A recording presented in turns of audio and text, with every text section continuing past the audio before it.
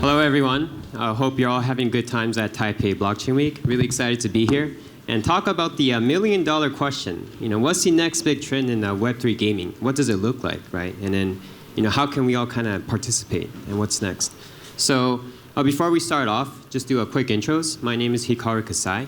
I'm the co-host at the Human and Machine Web3 podcast. So we do interviews, panel discussions, and create videos on everything Web3 so that we can simplify, all of these complicated concepts, the rapidly evolving industry, so that the average person can better understand what it means for them. And if you're a co-founder, you're a team, you're a project, and you think you have good insights to share, come talk to me. We'd be more than happy to, plan interviews. So. Hi, I'm Rick, co-founder of FitzOn. We're the first Web3 lifestyle brand that puts an emphasis on fitness, fashion, and culture. And we're going to be launching a game that gamifies the fitness experience. And in the long run, we're going to turn this into a platform for fashion and also fitness creators. Thank you. It's a pleasure to be here. Hello, I'm TJ Purtell, co-founder of Omlet, and we're the largest mobile game streaming community. It's quite an incredible place. We built all the tools to let gamers build a channel and a community around all of the games that they're passionate about.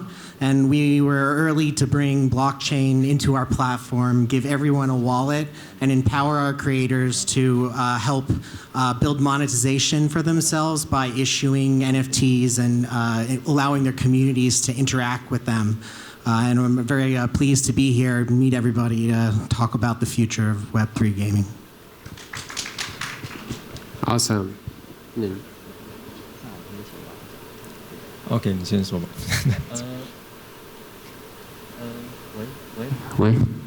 喂 ，Hello， 大家好，我是 GASH 的。然后这边的话，我会说中文，那我们会有一个口译去帮我们做翻译。对，那我们 GASH 部分的话是台湾的一间游戏公司。那我们 GASH 在台湾也已经非常久了，20几年。那我们在今年到明年，我们会展开我们的 NFT， 还有 DeFi， 然后还有一些 GameFi。那详细部分的话，大家可以关注我们。那我是我们的社群经理悠悠。All right, I'll just speak English for Yo-Yo. And GASH is the biggest company in Taiwan. Everybody knows GASH in Taiwan, and they are entering the DeFi and NFT, of course, blockchain games industry this year. So they're building many things. So, well, nice to meet you guys today. Thank you. Awesome, thank you. So I know that this year really hasn't been the best overall for the blockchain industry, but there were a lot of positives. And take this. In 2022, oh, go ahead. Yeah, I'm Maxi. I'm not a translator, but yeah, I just speak for you. He doesn't speak English, so my friend. Thank you for the clarification. Yeah. No problem. Yeah. Cool. Can I do my my part? Yes, you can. Okay. I got too excited. Yeah, no problem. Yeah. Hi, I'm Maxi. I'm the CEO and founder of Genso Di-Chih. We are Web3 GameFi Metaverse. We created our game from the 14-years-old 3D MMORPG, which is very famous in Japan. Now we get already launched last month, and we have 2 tokens running, and we already have a community of about 300K people. So we're very happy to be here and want to share everything about the future of Web3 game. Nice to meet you guys. Thank you. All right, thank you. So now after introductions, back to the industry. This year alone, there's been more than $5 billion, funded into blockchain games alone, and that's a big deal. So there should be a lot of reasons and motivations behind that, which is a topic for today, right? Why are people getting into this? Why is there so much funding, besides the fun and aspect of that? But before we begin, Web3 gaming, there's still a lot of different definitions because it's evolving. But I think most of us can agree that play-to-earn games kind of grew the initial explosion. And then we got the gamification of so many things, and now more maturing into quality, higher, more fun games. So before we move on, let's kind of first start talking about what exactly is Web3 gaming, what is it not, and why should I say the normal gamers care? Perhaps you can provide some insights. Yeah, I'll speak from my observation. My team actually just started getting into the space this year. And just from an outsider's observation, Web3 gaming is all about true ownership, transparency, and also I think one of the most important thing is the ability to generate your user generated contents and being able to apply influence in the game or the future development of the games. So, in my observation, this is what Web3 gaming is all about. Got it. Well, what do you guys think? What's in your views, right? Web3 gaming, the definition. I think that it all certainly started with the play-to-earn style games, but the real thing is that you hold something with your own identity that you can take with you that can be portable. And I think we will see like an evolution in terms of what happens with the Web3 gaming space, looking towards like the traditional games, hooking into Web3 to tap into that identity, to let people take more essence of themselves portably to empower communities.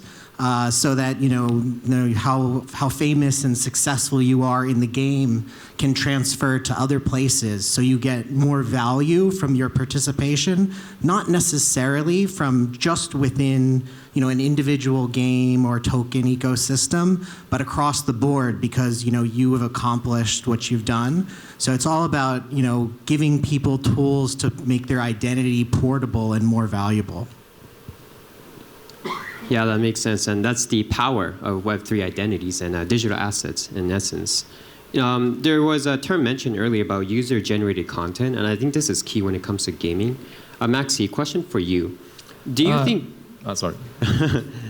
Yeah, I haven't asked yet. Do you think the gamers from traditional, right, Web2 gaming, do you think that they'll accept and kind of adopt this Web3 form of user-generated content? Yes, I think so. And also our game, Genso is doing the same thing. We try to tell our users, the communities, that they, user-generated content means they can mint their own NFT, the digital asset in the game. Or you can keep the asset even the game is not running at all, but you are still on the blockchain. You have your asset.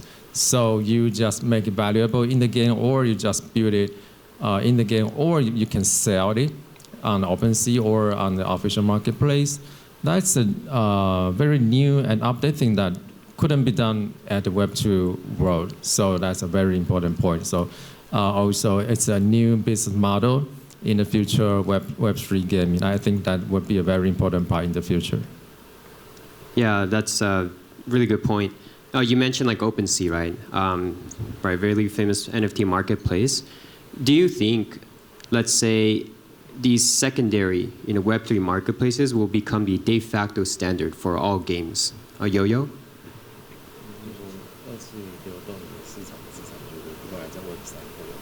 Okay.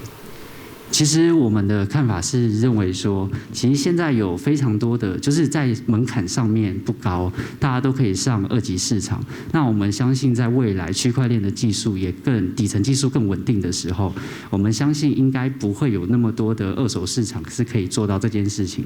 因为暂时说还没有一个很安全性很公开，甚至说区块链我们认为到现在它的时间还没有到很长，所以未来的事情我们不一定会去怎么去看，但我们认为现在首要条件应该是把底层的人想要进来的用户他们的基本素质提高，这样子我们可能在 Web2 之后的进入也会比较踏实跟实在，不然现在基本上用户都还没有很了解现在的市场，甚至对于专业技术都还不够。对。Well, you said that actually, regardless Web 2 or Web 3, the secondary market for the game marketplace is still the same. So, what is important now is still how to grab Web 2 user into the Web 3, and in the future, of course, including OpenSea, the second marketplace will be very strong. But with blockchain technology, there will be more. How to say that? Stable for all traders. That's the point. Yeah, it's a very more open, right, as well as inclusive ecosystem, yes, not just siloed games anymore. Great, great. So what's really interesting about Web3 gaming is, okay, we saw play to earn, we saw Axie Infinity take off, right? It became a thing. And then afterwards, people started the concept of gamifying everything. Move to earn, eat to earn, whatever to earn, X to earn, right? So I think this is a really big topic in terms of the Web3 gaming overall. And we definitely do want to dive into this, like why, right? And there's many verticals around this. So for example, how do you think Web3 gaming is impacting beyond gaming? And it can even be like fitness or like something active. Yeah, I mean, as we are building in the fitness space, I can certainly speak about that. Truthfully, I don't think Web3 gaming needs to associate with the to earn element. It's not necessary. It's really a tool for you to acquire first batch of users, or to provide incentives for people to play your game. But in the long run, you need to build values to divert your users' attention from, or divert their mentality from, become earning or gaining, creating personal gains, to really becoming attached to the gameplay and also attached to the social network itself. So to me, and also to our project, we really are using the to earn, the rewarding, the token rewards as a tactic and as a tool to attract people over. But in the long run, we need to make the game fun. I mean, if you're gonna call yourself a game, like it has to be fun. And I think this, over the times has been heavily criticized for being for Web3 games being, boring. So in my opinion, there's still a lot more room for improvements in terms of the playability and the hook that you provide to the users. Yeah, absolutely. I mean, if it's not fun, everything is just short term. So let's focus on the very, very fundamentals of what makes a game, attractive. So you also mentioned the social aspect, and that's very powerful for an immersive gaming experience. And of course, with your friends and family and whoever you play with. So how do you think Web3 gaming is impacting the social, gaming circle? TJ? I think that we're really only starting to see the beginning of what happens from the real social side of Web3's impact. A lot of the activities and things that people do for the first Web3 games are more about yourself and about your collection and things like that. But we do see people being inspired to do behaviors like hiking outside and whatnot through some of those creative applications. I think that, for, in Omlet, in our community, we see people using NFTs that, they've created for their fans to, gain access to events or participate in different live streams that, have different themes. So people are starting to figure out how to use it, but a lot of those things they did other ways before too. So I think the biggest thing that's sort of in the way of it being more of a social trend is just the amount of adoption. And we want to have more people be able to actually natively have wallets to be able to participate, so no one can be stopped. Yeah, absolutely. We're still very, very early, guys, so everyone can still be part of what this could look like. We mentioned about social aspect, about what gamification could be. And we cannot not talk about the metaverse, right, and gaming. So, Yo-Yo, question for you. How do you think the metaverse, right, what we think of it today is being affected by the concept of Web3 gaming? Wait. Oh, can you repeat that one more time? I'll translate for him again, sorry. Yeah. Yeah. I'll be his translator. That's funny. Yeah, no problem. Well, the more the merrier, right? Yeah. Even better. Cool. So the question was, how do you think the metaverse is being influenced by this whole concept of Web3 gaming? This is Web3 的 game. OK。OK。好，就是其实我们对于游戏部分的话，我们认为放是最重要的，就是在玩游戏的乐趣是最重要的。但是其实像 GameFi 在2018年 S 到现在，其实你要说真的有一个稳定的经济模组吗？我们没有人可以去佐证，因为这件事情的话没有文献，它的时间也不够长，所以基本上我们在今年也做了一款 GameFi。那我们是希望说，借由一个在乐趣跟游戏的上面做一个平衡点。那目前来讲的话，我们的游戏在12月也上了，然后有机会的话也可以跟大家分享。所以我们对于其实 GameFi 的部分，我们比较不赞同就是赚钱。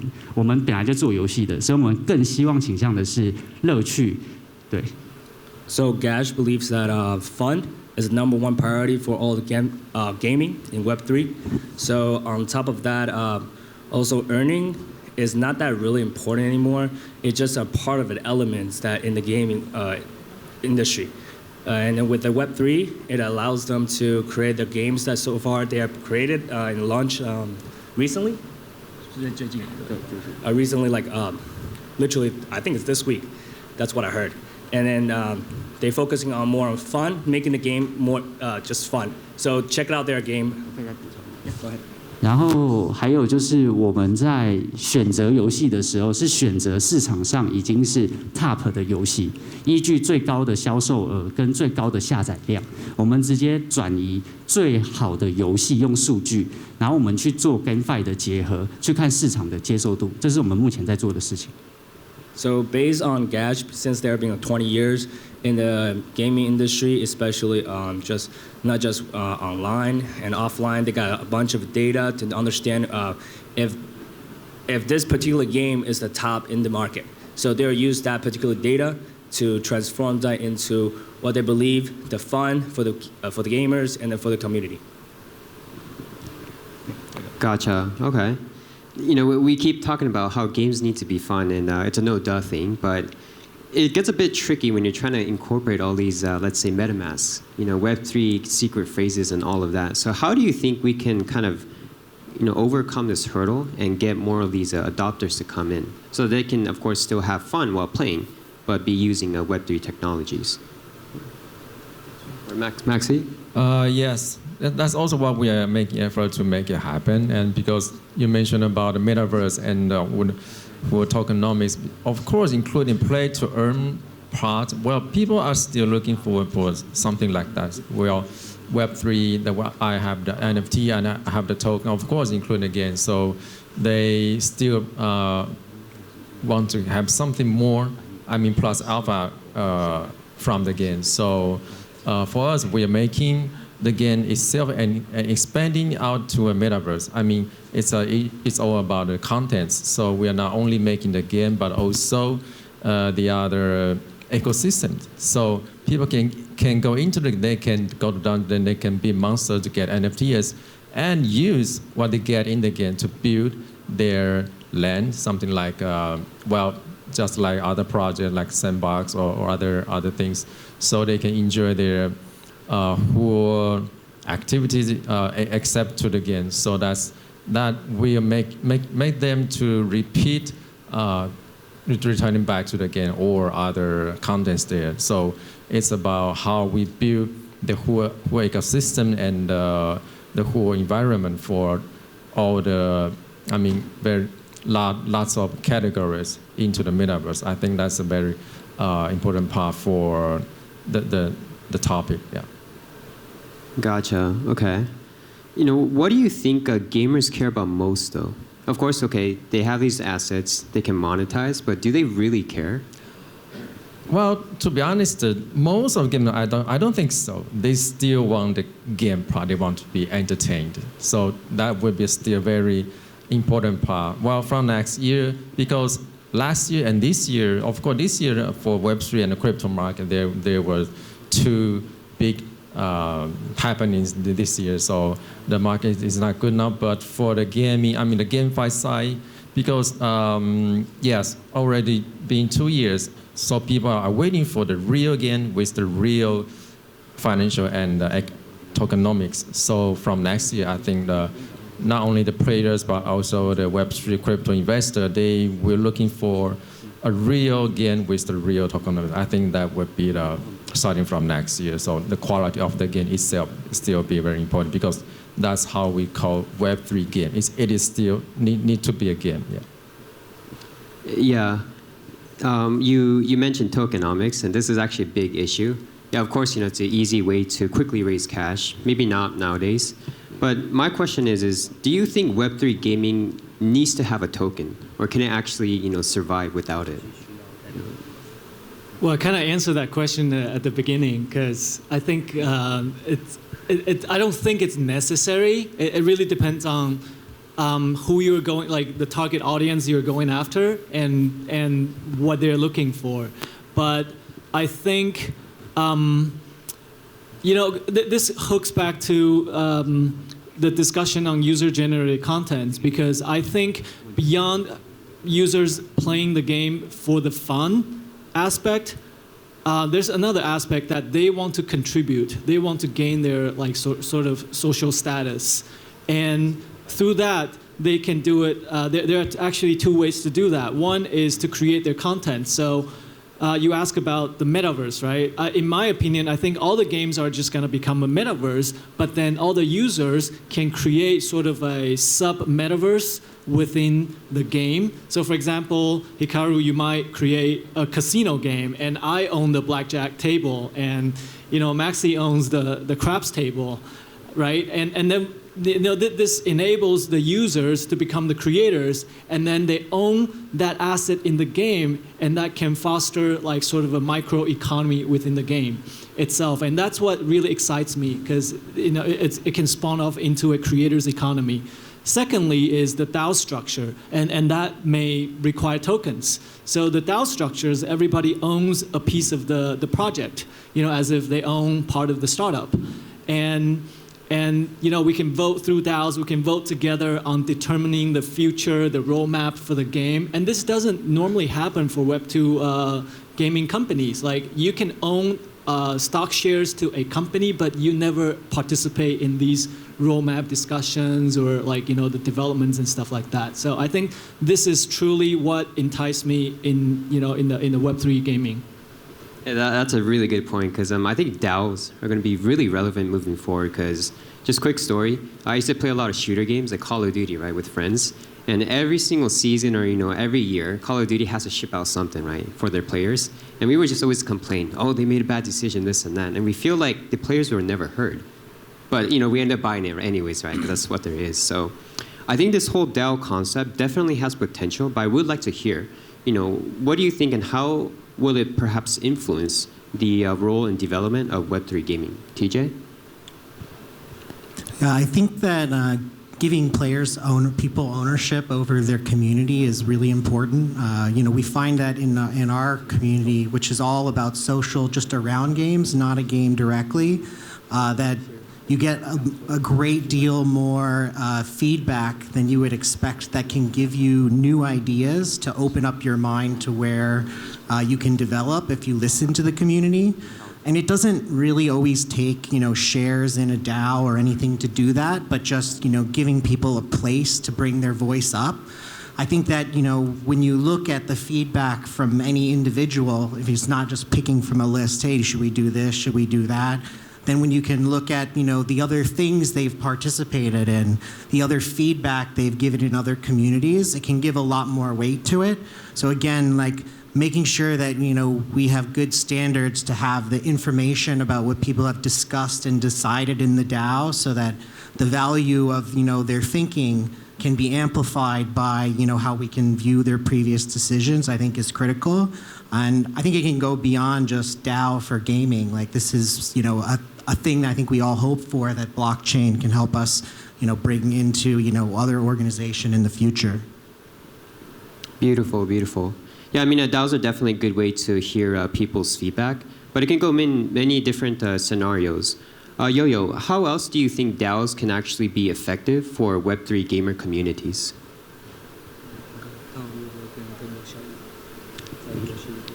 OK， 这件事情，我先跟大家简单的让大家认识一下我们。那我们 GASH 是做游戏的，像大家知道的 CS 的代理是我们早期，然后还有说风之谷。所以说，其实在很早的时候，我们在玩 Web2 的游戏的时候，我们就已经在研究到底代币这件事情。那我们的心得是说，如果我们能制造一个就是动态就是习性的地方，让大家可以在里面去玩的话，其实关于刚刚说到道这件事情。道跟社群，甚至说能不能决定游戏这件事情，我们目前只开放一半的权限。我们其实有在思考这件事情。那我们目前是开放说，可能比较基础的，可能会投票说，可能他们每天过新手任务，又或者做了哪些事件，可以拿到这个 token。但是我们目前在设计说，可能30%是能给道去决定的。但我们现在也在做实验，说到底它会不会整个把游戏区。简单来讲，就是我们做生态圈，但小的决策我们是愿意给到的，对。So as a pioneers in the gaming industry, they put I don't know if anybody knows Maple Story. They're also one of the agents in Taiwan, and then they help to understand the whole entire gaming market as they grow and as they develop. And for DAO itself, they're thinking about currently, especially with their new project coming out, and they want to put 30% right now to the community, back to community, as the 70% are being controlled right now, still from by the project itself, because they don't know exactly what it will be like. So they feel like it's more safe that way, as the player earning the tokens, and then they'll be able to learn more as the process grows. Interesting. Okay. So next question, and we're going to take out our crystal balls here and try to predict what's coming next. So wrapping up 2022, of course, we got to start planning and looking ahead for 2023. And the major question is, what do you think will be the dominant trends in Web3 gaming, next year? Maxi? As I mentioned earlier, that actually the real game will be the first priority, because so far we didn't have a real game, because we are creating a real game. That's one, I think so. And also including what Rick said, but either NFT or token, there has to be a Web3 features in the next year. And of course, for DAO, I think a feature of Web3 is kind of decentralized, and everybody build things together. So that's the important part. So not only us, we are makers, but the community user, they also own a token. They build a game together. I think that would be a very important and a highlight part for the Web3 game. I think from next year, of course, including the security. That's a very important keyword now. Security and not only play to earn, because that would be going to a Ponzi scheme very easily. So play to earn, from play to earn to play and earn, and to make a metaverse together. I think that would be a highlight in the next year. Yeah, that sounds really meaningful when we say, build together, right? Rather than just wait for the game, right? Rick, what's on your mind? What do you think? I'm seeing more and more games that are being launched, coming with video, like the visual qualities, and also the story, the storyline that are on par to the AAA titles in Web 2. So that's very exciting to see, meaning that they at least will be fun, much more entertaining. Another aspect that I'm seeing is that standards are probably going to be developed for specifications. If we're talking about like true ownership of your assets and be able to carry it from game to game, they need to be compatible like in every games. So there must be a unified standard being drafted and adhered by all the contents in the ecosystem in order to utilize these assets brought over by the users. Yeah, that's a really big issue, right? Which we should have another panel discussion on. But yeah, I think a lot of developers are facing a challenge of which chain should I build on? Should it be EVM compatible? Should I build on something super fast but not EVM? So, a question for you, TJ. How do you think game developers can kind of approach this when there's so many unknowns about interoperability? I think there are some great multi-chain tools out there that really have already thought about the onboarding, similar to how we built ourselves, where You have a custodial account tied to your existing account that you have, and then you can transition into other flows or move those assets, wherever you want later. But I think the key is that you just don't want this to get in the way of the regular gamer actually onboarding into using this. Because a lot of the times, we don't really know if this game is going to launch and it's going to be successful. If the game is fun and it's successful and secretly you gave people a bunch of blockchain elements and all of a sudden one day you pull off the lid and now you can use those in your community, that's really powerful. And I think that's going to be like a shocking way that people will start to choose to launch these games, because there's so much more investment in the assets and the gameplay that are happening that I think we all see is going to become a focus in the next year. Yeah, I like how you made that noise. Shoop. Yeah, it's a very good point. What other trends do you think will dominate next year for Web3 gaming? Personally, I'm hoping to see that we get some existing Web 2 or mobile games that add a place to link your wallet. I think you can see the obvious need for this in all of the fights over interoperability, App Store attacks that we see in different venues around there. And I think there's a clear and obvious win for users for there to be a solution offered along that space. And I think that kind of move is the kind of thing that I think can bring millions of people in all at once, rather than a couple 100,000 people here and there around these new and exciting game projects. Yeah. Gotcha. And Yo-Yo, what do you think? What's the future like for you?